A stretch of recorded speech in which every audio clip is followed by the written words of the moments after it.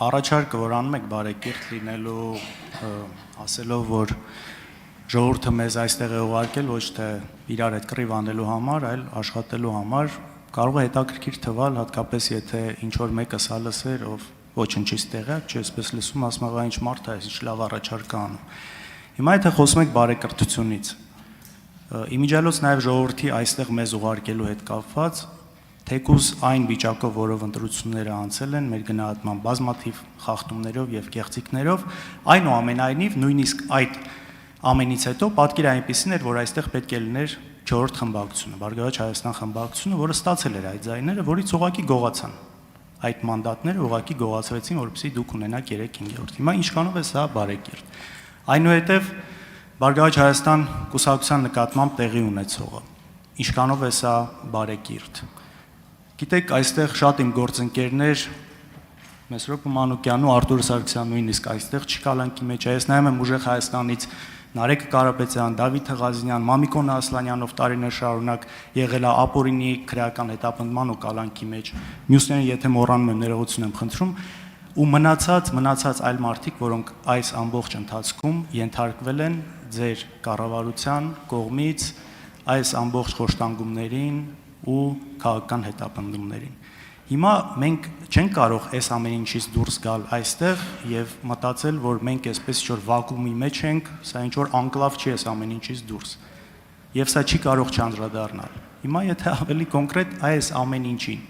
դուք ինչքանով եք համարում բարեկիրթ, ժողովրդավար, հատկապես եթե չեմ սխալվում ձեր կենսագրությունը ընթերցելուց, նաեւ եվրոպական գիտությունների, այսպեսի ինչ-որ բան կար, Ինչքանով ասա ժողովրդավար, ինչքանով ասա բարեկիրթ եւ այս ամենի ֆոնին ձեր առաջարկը ինչքանով է անկեղծ ու իրատեսական։ Շնորհակալություն, պարոն Քոչյան, ձեր մատնանշածը բարեկրթության հետ կապ չունի։ Նկատի ունեմ դուք մատնանշեցիք կենտրոնական ընտրական հանձնաժողովի մի որոշում եւ իրավական գործընթացներ, որոնք դուք մեկնաբանում եք այնպես, ինչպես դուք եք մեկնաբանում, ես համաձայն չեմ ձեր մեկնաբանության հետ։ Բայց դա բարեկրթության հետ կապ չունի։ Ես չեմ առաջարկում համաձայն լինել ամեն ինչի մասին։ Ես ընդհանրապես առաջարկում եմ լինել բարեկիրթ։ Ես ձեր գնահատականների հետ համաձայն չեմ։ Ես կարծում եմ, որ Հայաստանում գործում է օրենքը եւ մեր իրավապահ մարմինները, դատական մարմինները աշխատում են համապատասխանաբար։ Իդեպ հետաքրքիր է, որ դուք քանի որ ձեր հարցի մեջ եւ բարեկրթության մասին խոսեցիք եւ քաղաքական ճնշումների, եթե ես ճիշտ եմ հասկանում։ Տեսեք, ըստ իս օրինակ քաղաքական ճնշումներ հիմա չկան, բայց ես գիտեմ ինչ է քաղաքական ճնշումը, որովհետև օրինակ 2008 թվականի մարտի 3-ին, երբ որ ձեր հայրը նախագահ էր, պարոն Կարապետյանի հայրը ՀՀԿ խմբակցության ղեկավարն էր, եթե չեմ սխալվում, մարտի 3-ին մեր դուռը ծեծեցին ԱԱԾ աշխատակիցները եւ սկսեցին մեր տունը խուզարկել, հետո հորս հրավիրեցին ԱԱԾ, ուղղակի հրավիրեցին, ինքը գնաց եւ այլևս չեկավ 3 ամիս, որովհետեւ իրան ձերբակալեցին եւ կալանավորեցին եւ մեղադրանք առաջադրեցին պետական իշխանության բռնազավթման մեղադրանքով։ Իհարկե ինքը կատարելապես անմեղ էր, որովհետեւ այդպիսի փորձ ընդհանրապես տեղի չէր ունեցել, ինքն էլ առավել եւս ոչինչ, այսինքն ղեկավար կազմում չէր եղել այդ հանրավակների եւ ինքը 3 ամիս քաղբանտարկյալ էր, 2.5 կամ 3։ Եվ արդյունքում գործը փլվեց եւ կասեցվեց քրեական գործը, նա ազատ արձակվեց։ Ես գիտեմ, որ նա բռնաճնշում է։ Իսկ բարեկրթությունը նույնպես գիտեմ, որ նա բարեկրթությունն է, որ այդքանից հետո, այն որ ասում եք, չէ, բա մեր կանանավորված ընկերները, նրանց երեխաները, հայրերը, ես իմ 18-ամյակը դիմավորել եմ իմ հոր կանանավորված վիճակով։ Եվ բարեկրթությունն այն է, որ իմանալով որ ամենայն հավանականությամբ ձեր հոր ուղիղ հրահանգով է իմ հայրը ձերբակալվել եւ իմանալով որ պարոն Կարապետյանի հայրն էլ այդ ժամանակ իշխող ՀՀԿ խմբակցության ղեկավարն էր ես միևնույն է կարծում եմ որ ես պարտավոր եմ ձեզ հետ շփվել པարզ մարդկային պարկեշտության եւ բարեկրթության սահմաններում եւ իմ անհամաձայնությունը հայտնել նման ոճով շնորհակալություն արձագանք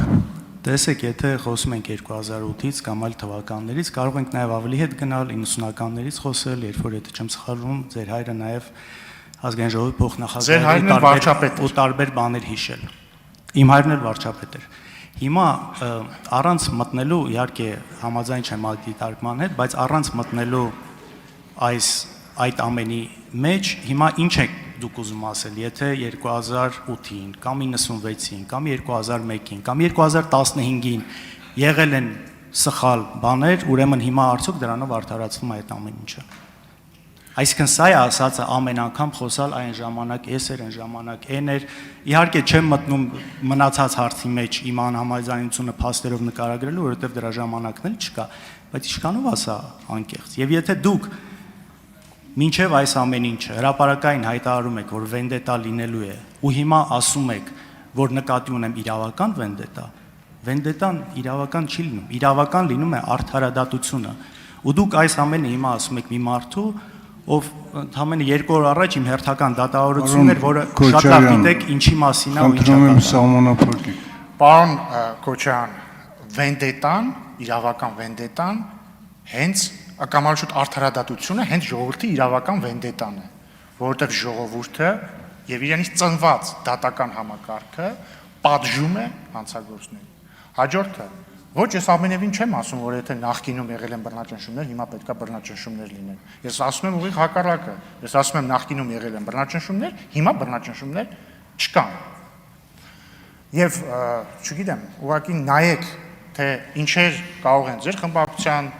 անդամները խոսել եւ հարցնել ինձ, վարչապետին, մյուսին, ինչեր կարող են ասել եւ հարցնել մյուս խմբակցության անդամները, եւ դուք կտեսնեք, որ Հայաստանը ժողովրդավարություն է, որտեղ գործում է օրենքը։